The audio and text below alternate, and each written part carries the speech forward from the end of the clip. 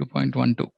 Natvevaham jatu nasam natvam neme janadipah na chaiva na bhavishyamaha sarve vayam atah param. Okay, anybody wants to read? Yes. Translation. Never was there a time when I did not exist, nor you, nor all these kings, nor in the future shall any of us cease to be. Purport. In the Vedas, in the Kata Upanishad, as well as in the Shvetashvatara Upanishad, it is said that the Supreme Personality of Godhead is the maintainer of innumerable living entities in terms of their different situations according to individual work and reaction of work.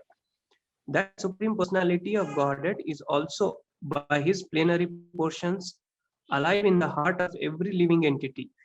Only saintly persons who can see within and without the same Supreme Lord can actually attain to perfect and eternal peace. Nityo Nityananam Chetanas Chetananam Eko Bahunam Yo Vidadhati Kaman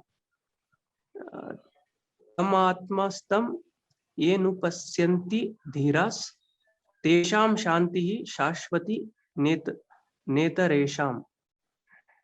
The same Vedic truth given to Arjuna is given to all persons in the world who pose themselves as very learned, but factually having but a poor fund of knowledge.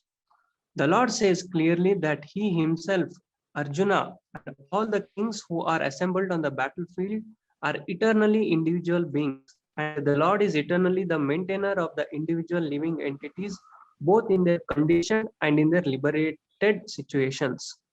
The Supreme Personality of Godhead is the Supreme Individual Person, and Arjuna, the Lord's eternal associate, and all the kings assembled there are individual eternal persons. It is not that they did not exist as individuals in the past, and it is not that they will not remain eternal persons. Their individuality existed in the past, and their individuality will continue in the future without interruption. Therefore, there is no cause for lamentation for anyone. The Mayavadi theory that after liberation, the individual soul, separated by the covering of Maya or illusion, will merge into the impersonal Brahman and lose its individual existence is not supported herein by Lord Krishna, the Supreme Authority. Nor is the theory that we only think of individuality in the conditioned state supported herein. Okay, so so this is very technical. So I think, Anupro, what I'm going to do is from here, I'm going to read each line and little bit explain, because we can't go to the end of all very important, heavy statements. Okay, so here, nor is the theory that we only think of individuality in the conditioned state. Means what? Only this individuality can be spoken of only for conditioned souls. Right? So this is also another theory that Mayavadis put. Saying that this individuality in this verse, actually it is only meant for people in conditioned state. But that is also not supported herein, because Krishna is not conditioned, right? So here it says herein that in the future also the individuality of Lord and others, as it is confirmed in the Upanishads, will continue eternally. This statement of Krishna is authority because Krishna cannot be subject to illusion. So Krishna is not conditioned, right? Krishna is not under illusion. So which means that the individuality is not only applicable to conditioned state, it is also applicable to liberated state. If individuality were not a fact, then Krishna would not have stressed it so much. So why would Krishna want to mislead somebody? Krishna is talking so much about individuality. If it was not true for the future, why would he have stressed it so much? The Mayavadi may argue that the individuality spoken by Krishna is not spiritual but material. Even accepting the argument that individuality is material, then how can one distinguish Krishna's individuality? Which is what I was saying, right? So because Krishna is not conditioned, Krishna is not material. Krishna is speaking about individuality for himself also, not just for the kings and Arjuna. He's talking about me, you, and all these kings. So which means that we know that he is not material. So then this individuality cannot be applicable only to conditioned souls. Krishna affirms his individuality in the past and confirms his individuality in the future also. He has confirmed his individuality in many ways, and impersonal Brahman has been declared to be subordinate to him. Krishna has maintained spiritual individuality all along. If he is accepted as an ordinary conditioned soul in individual consciousness, then his Bhagavad Gita has no value. A common man with all the four defects of human frailty is unable to teach that which is worth hearing. The Gita is above such literature. No mundane book compares with the Bhagavad Gita. So when one accepts Krishna as an ordinary man, Gita loses all importance. So Prabhupada is arguing here, saying that you can't say that Krishna is material. Because if Krishna is material, then why read Bhagavad Gita at all? Why waste your time? Right? So which means that Krishna is spiritual. So if Krishna is spiritual, then this individuality mentioned here is not just material, but it is also spiritual. I mean, this is like if else state. It is like amazing logic Prabhupada has written here. It's just unbelievable. I mean, so clear, crisp, logically strong argument. Hmm? So he's saying that okay, because we are reading from Bhagavad Gita, we are accepting Bhagavad Gita. Bhagavad Gita cannot be something of this material world, which means that who can give such knowledge? Only somebody who is spiritual. So Krishna is spiritual, and Krishna is spiritual. Krishna is talking about his individuality. So that individuality cannot be applicable only to conditioned state. So that means that individuality exists whether in conditioned state or liberated stage. Individuality continues to exist.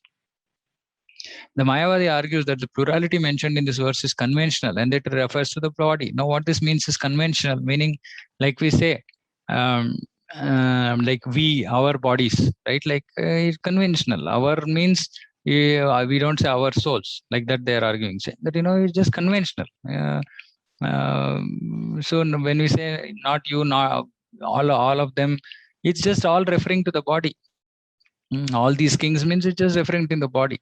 But he is saying if Mayavadis are arguing that this is refers to the body, here Prabhupada says, but previous to this verse, such bodily conception is already condemned, right? He condemned in the previous verse. Sochananva sochastun pragnavadam shabashase. He's saying you are mourning for what is not worthy of grief. That means you are mourning for the body. So that means that Krishna was not recommending bodily conception. Now, if suppose he condemned bodily conception in the previous verse, how will now again Krishna give importance to the body again? So that also is ridiculous. So that means that he's not talking on the body platform. He's not talking in relation to body. He's talking about the soul. Therefore, individuality is maintained on the spiritual ground. So Prabhupada is concluding here, saying that the individuality is actually maintained here. If what is being discussed is on spiritual grounds and not just material, as the Mayavadis argue. And then he's saying, okay, technically, now that as in Prabhupada, logic has established that individuality is maintained on spiritual grounds. Now, it's not that just I am saying, it is also confirmed by great acharyas like Ramanuja and others. So, Prabhupada's humility, that he didn't think of himself as an acharya. He's saying, other great acharyas have said. It is clearly mentioned in many places in the Gita that spiritual individuality is understood by those who are devotees of the Lord. Those who are enemies of Krishna as the Supreme Personality of Godhead have no bona fide access to the great literature. The non-devotee's approach to the teachings of Gita is something like that of a bee licking on a bottle of honey. One cannot have taste of honey unless one opens the bottle. Similarly, the mysticism of Bhagavad Gita can be understood only by devotees, and no one else can taste it. Even this mysticism can be understood by devotees to the extent of their surrender.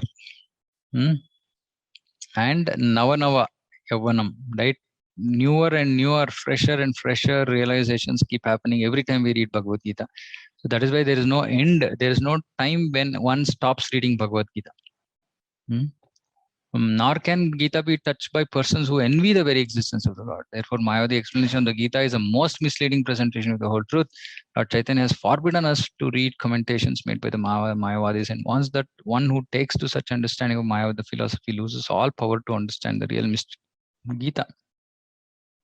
Now, this is also very important. Like, we should never go on the internet and start hearing anything and anybody talks about spirituality, some Bhagavad Gita. We should not, because first of all we have to know whether this person who is speaking is in Sampradaya. If he is in Sampradaya, then is it which Sampradaya? Vaishnava Sampradaya or Mayavad Sampradaya? And of course we should not hear from anybody who says he's self-made guru. Is a bogus number one. No point in wasting our time hearing from such people, especially about spiritual knowledge. If individuality refers to the empirical verse, then there is no need of teaching by the Lord. The plurality of the individual soul in the Lord is an eternal fact and it is confirmed by by the Vedas as above mentioned.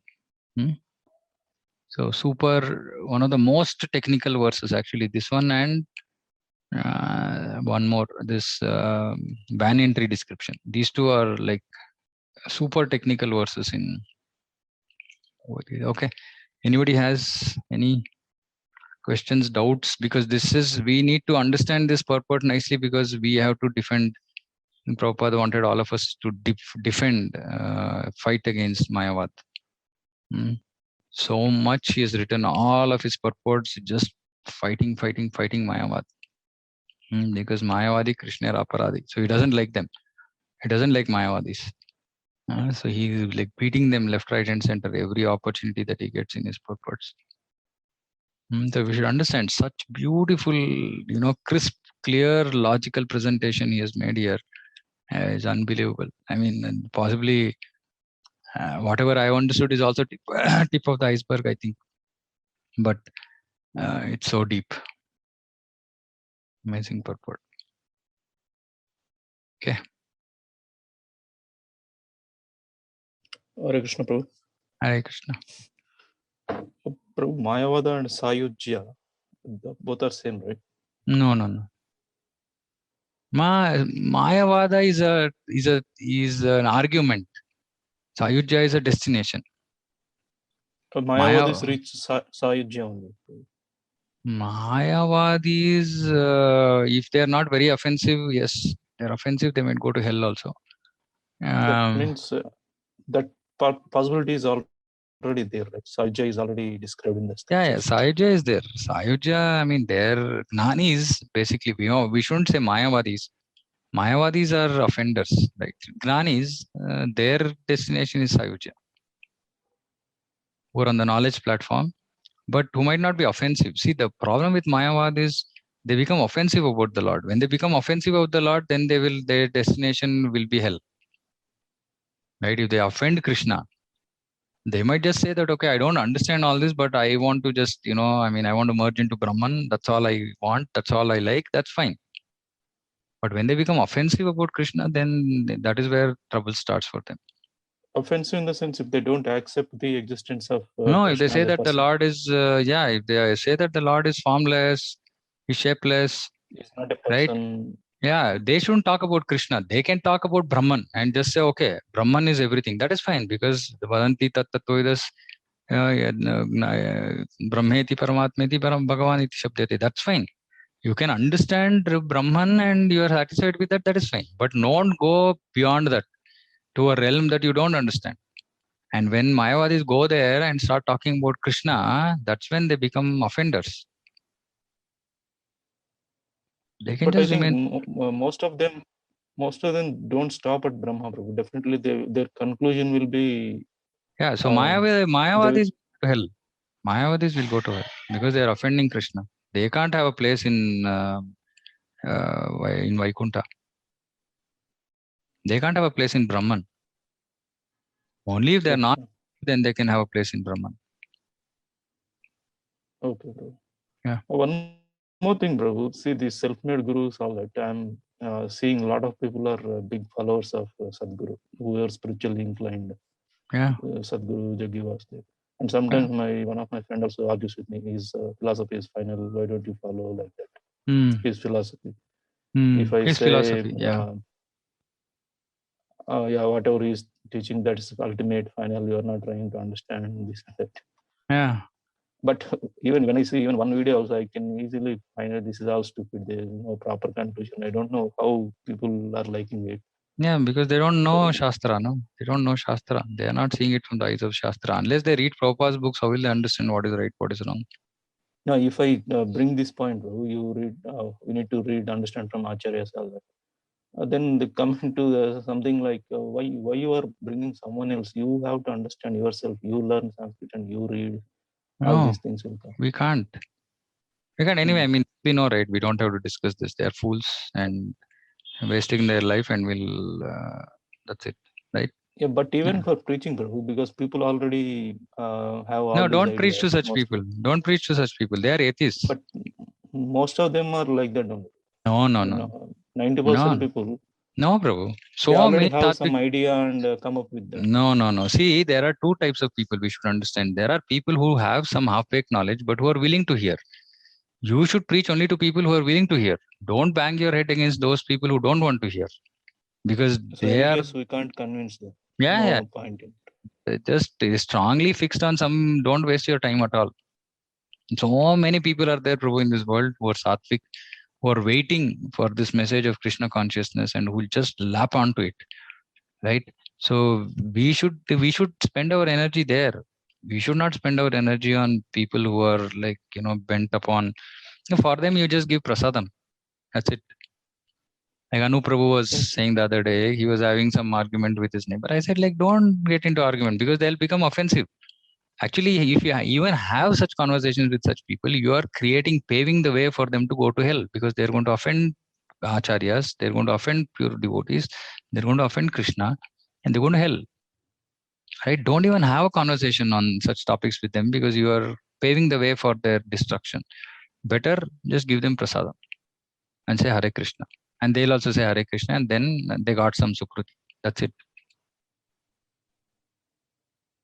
Right? Okay. So this requires, like, pure devotees, like. Uh, I mean, even I say that Madhyamadikari also, he distinguishes. He will not go and talk to atheists. Right? These are atheists only, practically. They're just different form. That's all. Right? Various combinations, various facets, but they're all atheists. They don't believe in Krishna.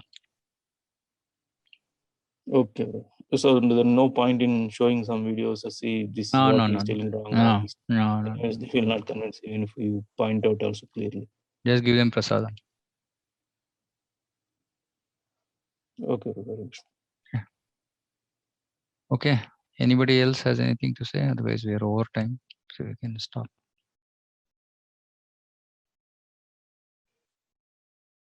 Okay.